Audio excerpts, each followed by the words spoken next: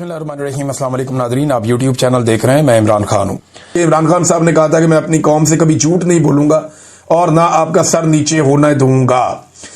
बहरहाल सवेला अफरीदी साहब ने बताया कि जी मुझे फिर इमरान खान साहब से मिलने नहीं दिया गया। ये अडियाला जेल पहुंचे, इमरान खान से मिलने की कोशिश की, अदालती अहकामात इनके पास थे, इन्हें फिर इमरान खान साहब से मिलने नहीं दिया गया।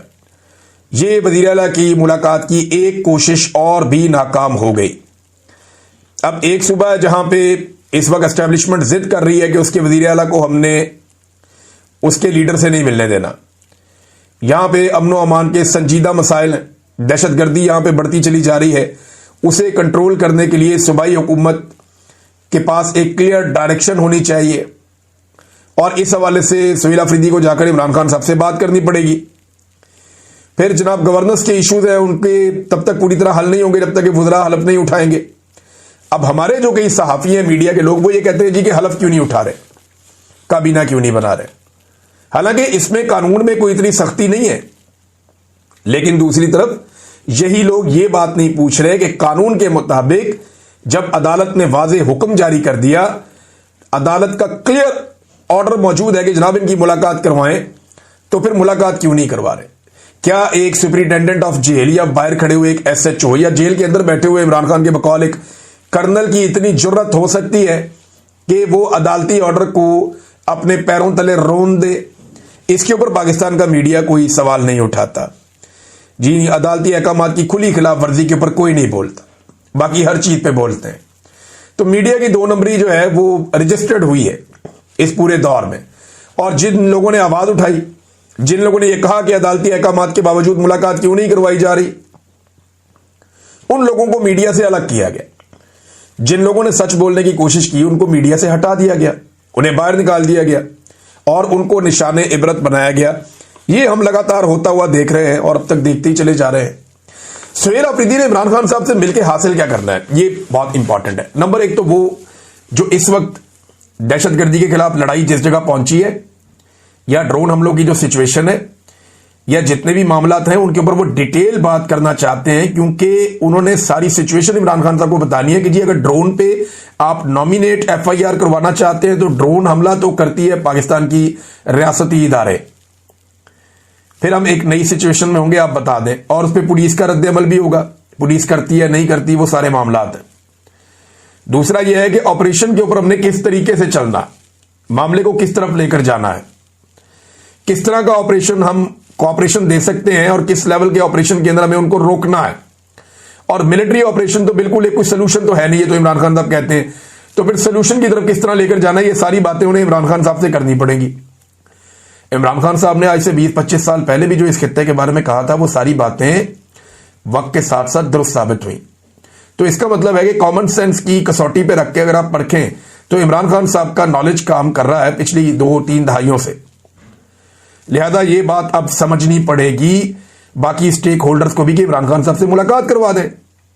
फिर जो इमरान खान साहब की एक एहतजाजी सियासत है कि पाकिस्तान में इंसाफ दिया जाए, मैंडेट चोरी किया, मैंडेट वापस करें, 9 मई की जुडिशियल इंक्वायरी करें, 26 नवंबर की जुडिशियल इंक्वायरी करें। अब ये जो साने मुरीद के हुआ जिसमें कत्लेआम हुआ, इसकी एक जुडिशियल इंक्वायरी करवाई जाए। जबरी तौर पर इंसानों को लापता किया जा रहा, बेशुमार चीजें इमरान खान साहब के लंबे मुतालबात हैं, लेकिन बेसिक चीजें मैंने आपके सामने रख दी हैं। अब उस हवाले से जो एहतजाजी तहरीक है वो कब चलेगी, इसमें कुछ लोगों का यह कहना है कि नवंबर का महीना आ रहा है। पिछली मरतबा इन्होंने नवंबर के महीने में कत्लेआम किया था पाकिस्तानियों का, क्या इस मरतबा दोबारा से नवंबर के महीने में एहतजाज करना चाहिए? एक सोच तो यह कि ये बिल्कुल करना चाहिए और दोबारा इस्लामाबाद जाना चाहिए, रास्ते बंद करने चाहिए। अलग अलग किस्म की लोगों की राय है। तो एक तो राय यह है। दूसरी राय यह है कि अभी मोमेंटम पकड़ा जाए, मोमेंटम को बढ़ाया जाए, 26 नवंबर तक इस मोमेंटम को पीक पर ले जाए, दिसंबर जनवरी के अंदर जो है वो अपनी तारीख को ऊपर लेकर जाए और 2-3 महीने लेकर जब तारीख पूरी तरह तैयार हो तो फिर एक बड़ा एहतजाजी सिलसिला पाकिस्तान में शुरू किया जाए। ये 2 अलग अलग तरह की राय लोगों की, लेकिन फैसला किसने करना है? फैसला करना है इमरान खान ने। यह बात इमरान खान की बहनों ने भी कही और यही बात उनकी बहनों को भी रोका गया। आज मुलाकात के लिए वो जा रही थी, उनका दिन था।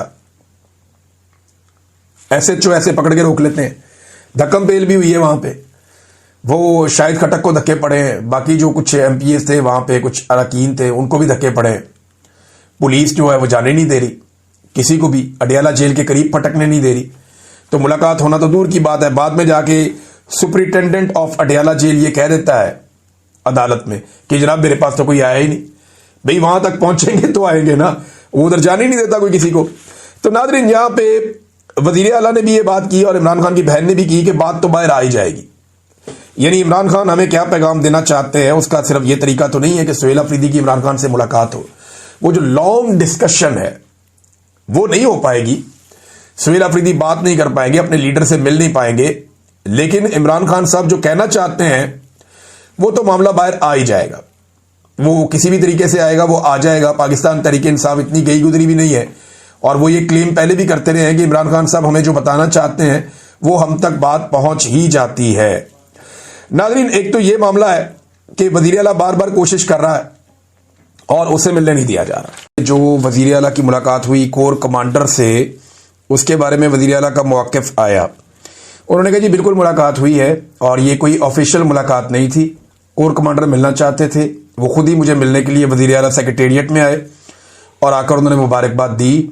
और बात वही है जो इमरान खान ने की है, जो बात हम बाहर करते हैं वही बात हमने अंदर की है, कोई ऐसी खुफिया बात नहीं है। दूसरा ये पूछा गया कि ये फिर आपने बताया क्यों नहीं था, तो सुहेल अफरीदी साहब ने कहा जी कि मुझे अंदाज़ा नहीं था, यहाँ मुलाकात के लिए लोग आते रहते हैं, टेलीफोन आते रहते हैं लोगों के। और वज़ीर आला सिंध का उन्होंने कहा और गवर्नर का कहा, और साथ उन्होंने कहा जी बलूचिस्तान के वज़ीर आला की भी कॉल आई और उन लोगों ने भी मुबारकबाद दी। तो मुझे अंदाज़ा नहीं था कि हर एक की प्रेस रिलीज जारी करनी होती है। लेकिन सुहेल अफरीदी साहब को अब तो अंदाज़ा हो गया होगा कि कोर कमांडर से मुलाकात और बाकियों की टेलीफोन कॉल्स में बड़ा फ़र्क होता है और ये एक जैसी चीज़ें नहीं है।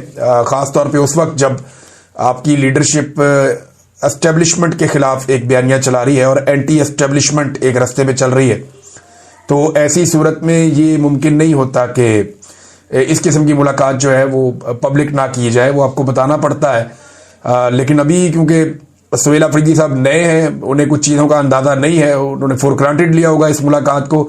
वैसे भी उन्होंने अपने दफ्तर में बुला के मुलाकात की है, तो इससे उनकी इज्जत में और उनके जो ओहदा है उसकी इज्जत में इजाफा हुआ है।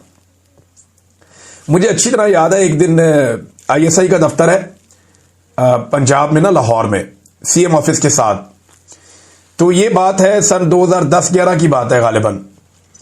तो वो जो आईएसआई का दफ्तर है उसके बिल्कुल साथ सीएम ऑफिस है, एक तरफ चिड़ियाघर है, एक तरफ आईएसआई का दफ्तर है, एक तरफ सीएम ऑफिस है। यहाँ पे हमारे एक जर्नलिस्ट थे, उनका नाम, बल्कि अभी भी वो वहां पे सहाफत करते हैं लाहौर में, अरसलान रफीक भट्टी साहब, बहुत बड़ी बड़ी उनकी माशाल्लाह मूछे। उनका झगड़ा हो गया कुछ सिक्योरिटी वालों से, और ये जो सिक्योरिटी वाले थे ये आईएसआई वाले थे।